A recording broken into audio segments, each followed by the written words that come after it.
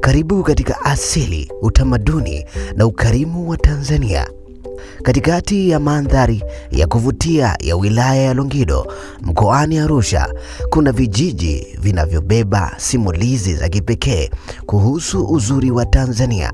Miongoni mwao ni Orbomba na Kimokuwa, mahali ambapo upepo hubeba harufu ya nyika, milima husimama kama walinzi wa historia, na utamaduni hauishi katika kila pumzi ya maisha ya kila siku.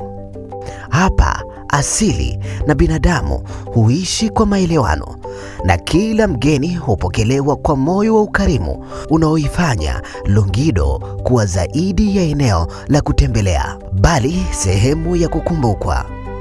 Kila alfajiri jua huchomoza likitawanya mwanga wake juu ya savana pana.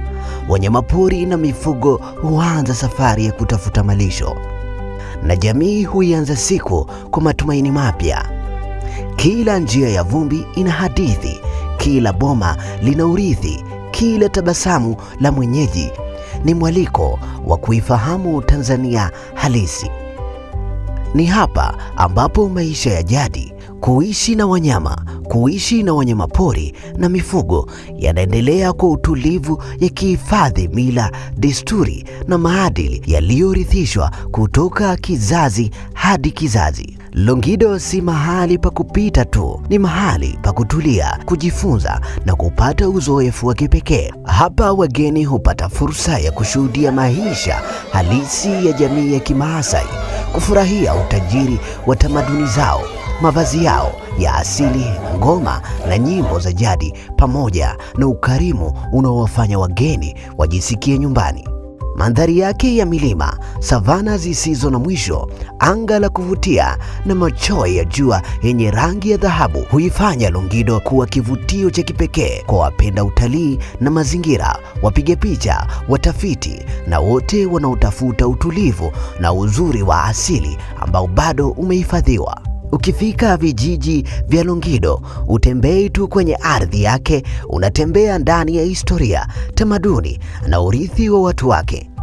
Karibu Orbomba, karibu Kimokuwa, karibu Longido.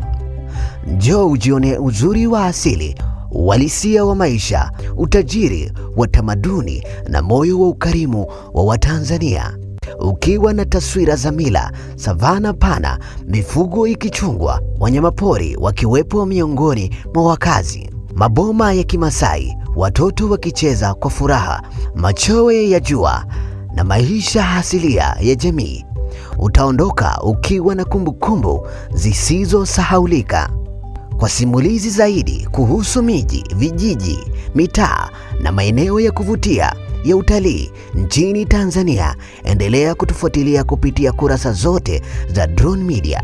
Na kufikia hapa sina la ziada kwa leo, hadi wakati mwingine. Ni mimi msimulizi wako Jacob Morris, nikikutakia safari njema ya kuutembelea na kuuenzi uzuri wa Tanzania yetu. Asanteni.